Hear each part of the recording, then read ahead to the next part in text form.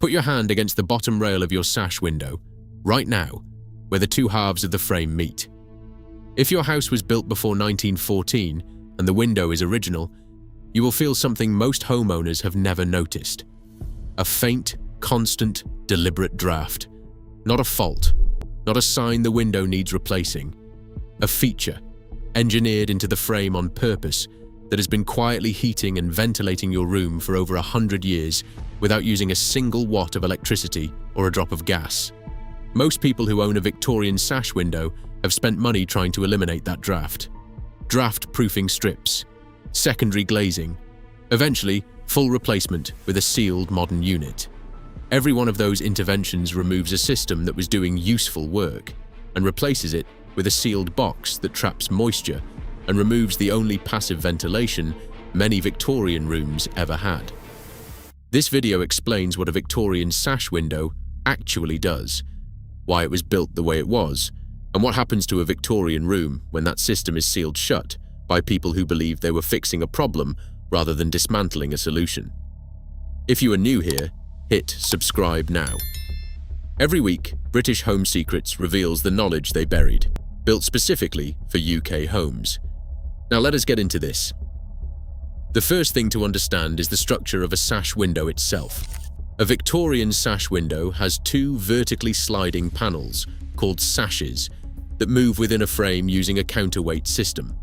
Cast iron weights, hidden inside the box frame on either side of the window, are connected to the sashes by cords running over pulleys. The weights balance the sashes so they can be raised or lowered smoothly and held open at any height without falling. This counterweight box, hidden inside the wall on both sides of the window, is not a sealed void. It connects to the outside through small gaps and, in many original installations, through a deliberate weep hole at the base of the frame. The box frame containing the weights forms a continuous trapped gas path from inside the wall cavity to the outside. This box frame ventilation path is rarely mentioned in modern surveys or restoration advice, and most homeowners have never opened the small access panel, usually located near the bottom of the frame, that was originally fitted to allow access to the sash cords and weights for maintenance and adjustment. This is the first part of the system. The sash window box frame is not just a mechanism for holding glass. It is a ventilation conduit built into the wall, deliberately connected to the outside, that allows movement of trapped gas even when the window itself is fully closed. The second part of the system is the meeting rail, the horizontal bar where the top and bottom sashes overlap when the window is shut. In an original Victorian installation, this overlap was never airtight. It was designed with a deliberate small gap, just enough to allow controlled infiltration without creating a noticeable cold draft at head height, which is where a draft becomes uncomfortable rather than functional. The combination of the weep hole at the base, the box frame ventilation path, and the deliberate gap at the meeting rail created a slow, continuous, low-level exchange of trapped gas. Cold trapped gas entered at low level near the floor. Warm, moist trapped gas inside the room rose and escaped through the upper sections of the window frame and through gaps around the upper sash. This is exactly the same stack ventilation principle that governs the chimney, the suspended floor void, and the air brick system covered in earlier videos in this series. The sash window was never a separate system. It was one more component of a single integrated ventilation strategy that ran through the entire house. Here is the philosophical point at the center of this. The Victorian builder did not see warmth and ventilation as opposing goals that had to be balanced against each other.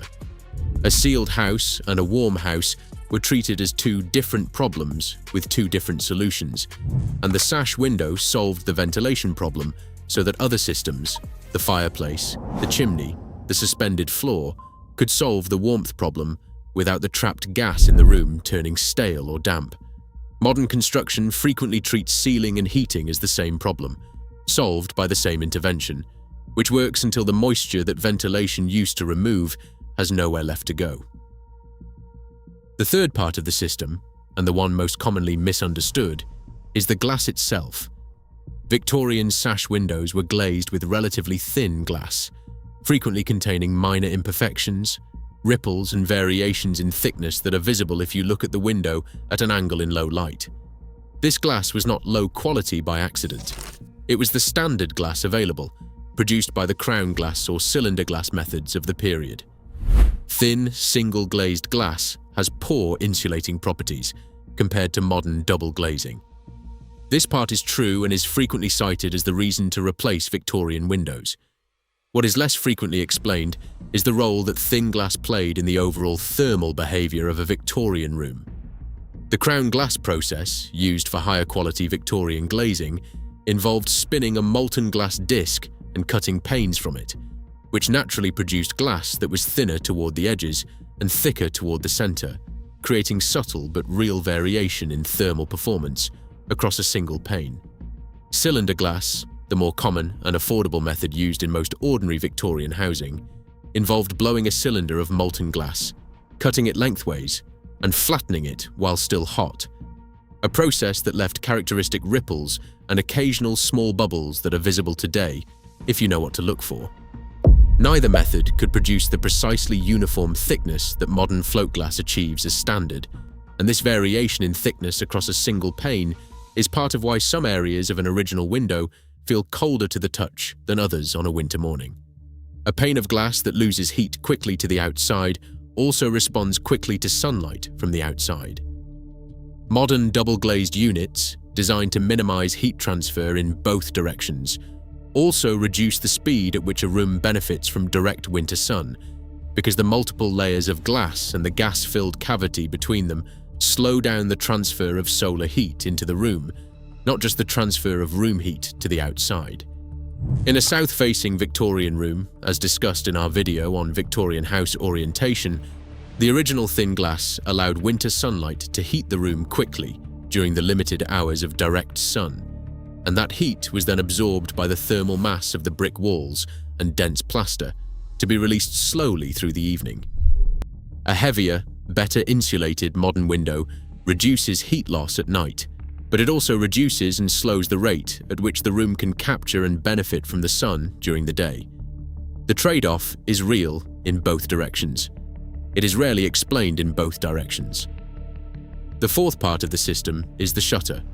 Many original Victorian sash windows were installed with internal folding shutters, built into recesses on either side of the window frame and designed to fold flat against the wall during the day and close completely over the window at night.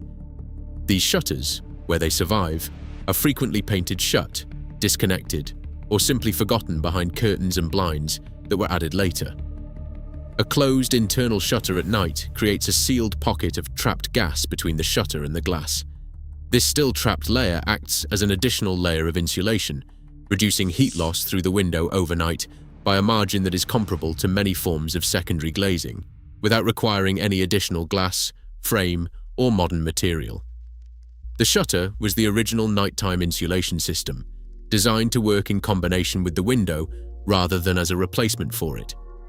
If your Victorian property has original shutters and they are currently fixed shut, painted over, or hidden, restoring their function costs significantly less than secondary glazing and achieves a comparable result for the specific period when the insulation matters most, which is overnight, when no solar gain is occurring and the temperature differential between inside and outside is at its largest. Locating original shutters that have been painted shut or boxed in is usually straightforward. Look for a vertical recess on each side of the window reveal, often disguised by additional layers of paint or a later wooden panel screwed over the recess to create a flat surface for curtain fittings. If you find evidence of a hinge line beneath paint or a seam in the woodwork that does not match the rest of the joinery, there is a strong likelihood that a shutter is folded into that recess. Careful removal of later paint layers along the hinge line, followed by gentle working of the hinge to free decades of accumulated paint, will frequently restore movement without requiring specialist restoration. Properties where the shutters have been completely removed rather than simply painted shut are less common, because the labor of removing a built-in shutter system entirely was rarely considered worthwhile compared to simply leaving it folded and forgotten. Putting these four elements together, the weep hole and box frame ventilation path, the deliberate gap at the meeting rail, the thin glass that admits and loses heat quickly, and the internal shutter that closes off heat loss specifically at night. The Victorian sash window was not a single inferior technology waiting to be replaced by a single superior one. It was 4 separate functions, each addressing a different part of the daily heating and ventilation cycle, working together as components of one integrated system. What happens when this system is interrupted? The most common interruption is draught-proofing strips applied to the meeting rail and the sashes without addressing the box frame ventilation path or restoring the shutters. This stops the controlled infiltration at the meeting rail, which was providing low-level continuous ventilation, but it does nothing to address the moisture that this ventilation was removing. The result, frequently reported by Victorian homeowners who have draught-proofed their original windows without understanding the wider system, is increased condensation on the glass and, in more severe cases, mold developing on the reveal around the window where movement has been reduced, but moisture production inside the room has not changed. The second common interruption is full replacement with sealed modern units. This eliminates the box frame ventilation path entirely, because modern replacement frames are typically solid without the hollow box frame and weight system of the original. It eliminates the meeting rail gap entirely, because modern units are designed to seal completely, and it replaces the thin glass with double or triple glazing that responds more slowly to both heat loss and solar gain. The room becomes airtight in a way it was never originally designed to be, and without mechanical ventilation to replace the lost natural exchange, moisture levels inside the room can rise. This pattern is consistent enough that conservation specialists working with Victorian and Edwardian properties report a recognizable sequence of complaints following UPVC replacement in a room that previously had no ventilation issues. Within the first 1 to 2 heating seasons after replacement, condensation appears on the inside of the new double glazing during cold mornings, which homeowners frequently interpret as a fault with the new windows, rather than as evidence that the room's only previous source of background ventilation has been removed. If mold subsequently develops on the window reveal, the curtain track, or the corner of the ceiling nearest the window, the underlying cause is frequently not damp penetrating from outside, but moisture generated inside the room, from cooking, bathing, drying clothes, or simply breathing, that the old window used to remove gradually, and that the new window now traps. This is not an argument against ever replacing a Victorian window. Heat loss through single glazing is real and significant, and for many households, the financial and comfort benefits of replacement are genuine. It is an argument for understanding what is being removed when a sash window is replaced, so that the ventilation function the window was providing is replaced by something else, typically trickle vents or extractor fans, rather than simply eliminated and forgotten. The correct sequence for anyone seeking to retain the original windows while improving their performance is to restore and use the internal shutters first, since they provide the largest single improvement in nighttime heat retention for the lowest cost and with no loss of ventilation function. Then to address specific draft points at the bottom rail and the sash horns, while deliberately leaving the box frame weep holes and a controlled gap at the meeting rail intact, preserving the ventilation pathway while reducing the draft at the points where it is felt directly, rather than where it is doing useful work. Heavy-lined curtains, discussed in earlier videos in this series, provide a final layer of evening heat retention that works in combination with the shutters rather than instead of them. Put your hand back on that meeting rail. The draft you feel is not a fault in your house.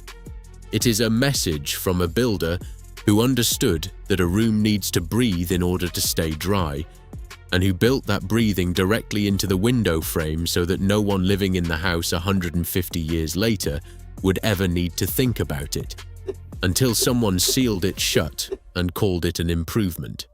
Every system described in this series so far connects to every other system. The chimney connects to the rooms through the party wall. The suspended floor connects to the rooms through the skirting void. The sash window connects to the rooms through the box frame and the meeting rail. None of these were ever separate decisions made by separate tradesmen working in isolation.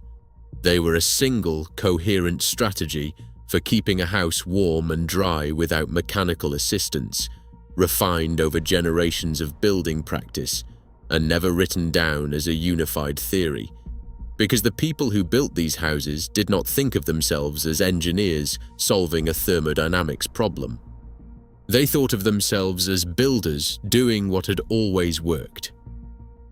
It worked for over 100 years before anyone started taking it apart piece by piece, replacing each component with something sealed, efficient, and disconnected from everything around it. This is British Home Secrets. We find the knowledge they buried, and we give it back to the people it was taken from. Subscribe, because next week there is more.